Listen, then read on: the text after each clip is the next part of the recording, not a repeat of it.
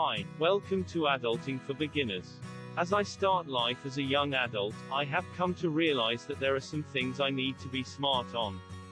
Join me today as we explore managing your money. Life, as a young adult, is a roulette wheel, especially when it comes to money matters. Poor money management is one of the reasons why this could become the reality of a young adult's life. However, the thought of avoiding this potential pitfall should not make you feel nervous or terrified.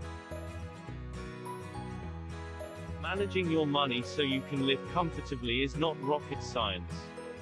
Ask Jay-Z, Rihanna, Elon Musk, Jeff Bezos, or Warren Buffett. Okay, they probably pay people to manage their money now, but none of them was born with the proverbial silver spoon in their mouth. Each of them started where most of us are today.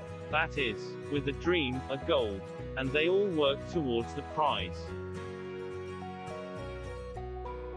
Any one of them could have easily squandered away their wealth. But they are celebrated today because they took the time to manage the first hundreds and thousands they made, with the same level of discipline they managed the vast wealth they possess today. You, too, can achieve this goal. To do this, you must understand the difference between your needs and your wants. No, we are not talking about Maslow's hierarchy of needs. You must also learn to set some funds aside for the purpose of building your future. Financial experts and advisors commonly talk about the 50-30-20 rule.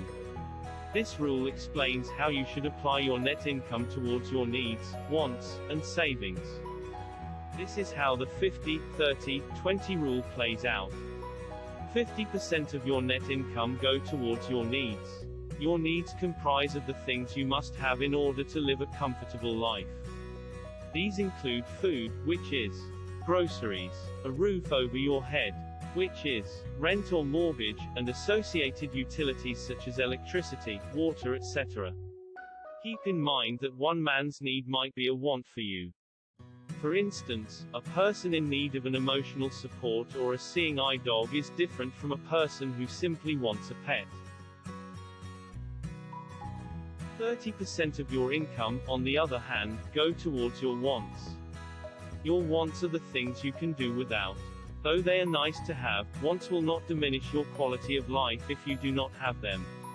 These include dining out, shopping for the sake of shopping, pets, or hobbies. If your needs are fully funded, you must certainly set aside some funds with which to indulge in such things as your wants. Lastly, the remaining 20% of your income should go into savings, investments, and paying off debt because you need to set aside funds for the rainy day. Having sufficient funds set aside for emergencies and expediting the paying off of your debt could have you living relatively stress-free. Percentages represented by the 50-30-20 rule might not be feasible while just starting off in life. As a matter of fact, the rule is not an exact science.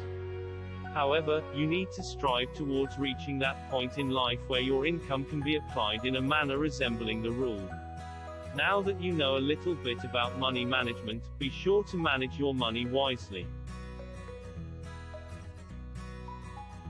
Disclaimer: though the contents of this video represent the thoughts of the Adulting for Beginners team, we are not financial experts. This video is aimed at sparking your interest in the topic.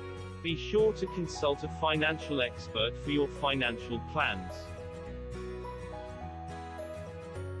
Don't forget to give us a thumbs up and subscribe to our channel for more videos like this.